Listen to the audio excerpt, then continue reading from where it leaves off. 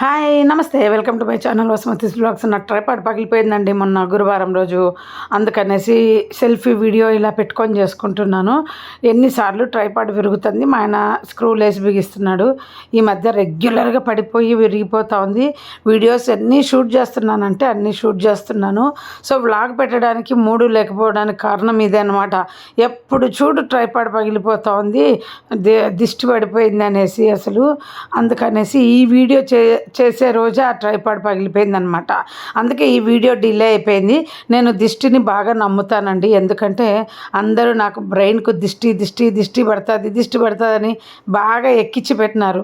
అదే మన హిప్నోటిజం చేస్తారు చూడు, అలా ఏది చెప్పినా అలా అందరికి చెప్పొద్దు, దిష్టి పడుతుంది, ఏది చెప్పినా చెప్పొద్దు అని నా రిలేషన్స్ అందరూ, మా అమ్మ కానీ అందరూ ఏది కూడా నువ్వు అందరికి అన్నీ చెప్తావని బ్రెయిన్కి ఎక్కించడం వల్ల నా అనుభవము నాకు నేర్పిన పాఠాలు అన్నమాట.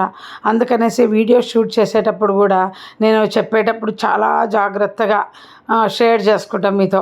నా పాత ప్రాబ్లమ్స్ కానీ కొత్త ప్రాబ్లమ్స్ కానీ చెప్పేటప్పుడు ఎంత జాగ్రత్త తీసుకుంటానంటే అంత జాగ్రత్త తీసుకుంటా. వీడియో వాయిస్ ఇచ్చాక మళ్ళీ నేను వింటాను. ఆ వాయిస్ నచ్చకపోతే దాన్ని డిలీట్ చేస్తాను. చాలామంది దిష్టిని నమ్మరు, నేను బాగా నమ్ముతా. చిన్నపిల్లలు పుట్టినప్పటి నుండి మనకు ఆ దిష్టి అనేది అలవాటు చేస్తారు. ఎవరికి చేస్తారంటే తల్లికి అలవాటు చేస్తారు. ప్రతిదీ బయటికి పోయేస్తానే దిష్టి తీయడము, పిల్లలకు చుక్క పెట్టు దిష్టి పడదు, మేమంతా ఫ్యాషన్గా ఉంటుందని బొట్టు పెట్టకుండా పిల్లలను ఎప్పుడైనా తీసుకెళ్తే అందరు అరిచేవాళ్ళు. తర్వాత తల్లే పిల్లను చూస్తా కూర్చోకూడదు, తల్లి దిష్టి పడుతుంది అని. ఆ తర్వాత ఇంకేమి నేను అంటే ఇప్పుడు పిల్లలకు మనము పాలు తాపించేటప్పుడు చూస్తూ ఉంటాం, అలా చూడకూడదు అని చెప్పటము. కడుపుతో ఉన్నప్పుడు దిష్టి పడుతుంది అని చెప్తారు. ఓన్లీ ఇది తల్లికే కాదు, పిల్లకే కాదు, బాలింతరాలకే కాదు, ప్రతి మనిషికి దిష్టి పడుతుందండి. నేను బాగా అనుభవంతో చెప్తున్నా. అది ఏ రకంగా పడుతుందంటే చాలా టైప్స్ ఉంటాయి. నాకు ఎన్నోసార్లు ఎంతోమంది వల్ల ఎన్ని రకాలుగా దిష్టి ఫేస్ చేశానో నేను వివరంగా ఈ వీడియోలో చెప్పాలనుకుంటున్నాను. ఎందుకంటే ఈరోజు కూడా మా ఇంట్లో ఒక ఇన్సిడెంట్ జరిగింది, అది నేను మళ్ళీ షార్ట్ వీడియోలో షేర్ చేసుకుంటాను. అది అంటే వీడియో షూట్ చేస్తాను దాని గురించి. దిష్టి అనేది మీరు చిన్నపిల్లలు చూడండి, బయటికి వెళ్ళి వచ్చాక దిష్టి తగిలిందనేసి ఏడుస్తూ ఉంటే దిష్టి తీస్తారు. అట్లాగే మనకు కూడా ఉంటుందండి. ఎక్కడికైనా వెళ్ళి వచ్చాక మనము ఏడవంగానే బెడ్లో పడిపోతాం, అదొక టైప్ ఉంటుంది. ఆ తర్వాత ఏదైనా పిల్లలకు ఆరోగ్యం బాగలేకపోతే వాళ్ళు వచ్చిపోయినారు కదా, వీళ్ళు వచ్చిపోయినారు కదా, అందుకే దిష్టి పడింది అని చెప్పేసి దిష్టి తీస్తారు. అట్లాగే మనకు కూడా ఎవరన్నా మన ఇంటికి వచ్చిపోయినాక మనకు ఆరోగ్యం దెబ్బతింటుంది, లేదా మనం ఒకరింటికి వెళ్ళి వచ్చినాక కూడా ఆరోగ్యం సడన్గా దెబ్బతింటుంది. అది కూడా దిష్టి అని నేను నమ్ముతాను, ఎందుకంటే ఇలాంటివి చాలా అనుభవాలు నాకు జరిగినాయి. ఇంకా ఎన్ని ఉన్నాయంటే అండి, ఇప్పుడు ఏదైనా వస్తువు పోతుంది, బంగారం పోతుంది, ఏదన్నా విరిగిపోతుంది, అయ్యా వాళ్ళు వచ్చిరి దీన్ని మెచ్చుకుండ్రి ఇరిగిపోయాని క్యాజువల్గా మాట్లాడుకుంటారు. నిజంగా అది కూడా దిష్టే తెలుసా. నాకు ఇంకా ఏ రకంగా తగులుతుంది అంటే, నాకు ఏ వస్తువు మెచ్చుకుంటే ఆ వస్తువు మీద బ్రేక్ అయిపోతుంది తెలుసా. చాలాసార్లు నేను వీడియోలలో షేర్ చేసుకున్నాను.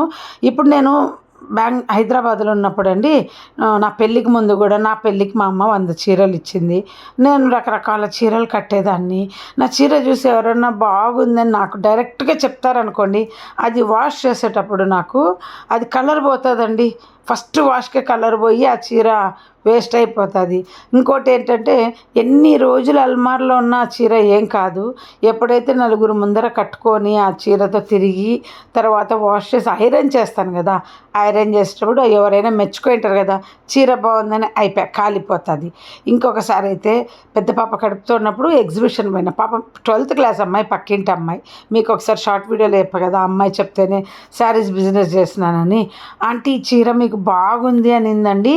మీరు నమ్మరు, ఎగ్జిబిషన్లో నడుస్తుంటే పక్కన బొంగులు ఉంటాయి కదా, అది షోల్డర్కి తగులుకొని బ్లౌజ్ జినిగిందండి. ఆ బ్లౌజ్ తీసేసాను. అందుకే నాకు ఎవరైనా అనలేదా, నాకు చెప్పొద్దు నాకు బాగుంటే డైరెక్ట్గా అని. ఎందుకంటానంటే అండి, నాకు డైరెక్ట్గా చెప్తే వాళ్ళ మీదకే నేను రివర్స్లో వాళ్ళనే తిట్టుకుంటాం కదా. ఎప్పుడేనండి, లేదా ఎవరైనా నా చీర నన్ను మెచ్చుకున్నారనుకో వెంటనే ఏదో తగులుకొని చీర జనుగుతుంది. అలా ప్రతిదీ నాది ఏది మెచ్చుకున్నా ఎన్నోసార్లు ఈ అనుభవాలు అయినా కానీ నేను వదిలేదాన్ని కాదు ఎవ్వరికి నా పర్సనల్ విషయాలు చెప్పకుండా. ఇప్పుడు కూడా నాకు ఏంటంటే ఎవరైనా ఇంటికి వచ్చి వెళ్ళిపోతే ఇలా వాళ్ళు వెళ్ళంగానే ఇలా వచ్చి బెడ్లో పడుకుంటా.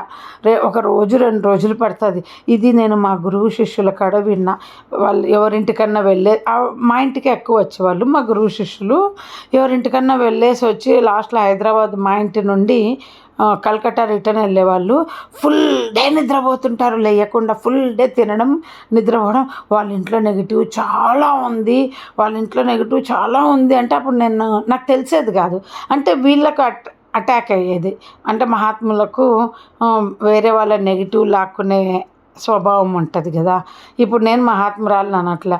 అలాగా నన్ను మెచ్చుకుంటే కూడా ఆ టైప్లో నాకు దిష్టి తగులుతుంది. మా నాన్నకైతే అసలు కొందరు ఇళ్ళల్లో భోంచేసి వస్తే అరగదంటాడు. వాళ్ళ ఇళ్ళల్లో భోజనానికి కూడా పోడనమాట.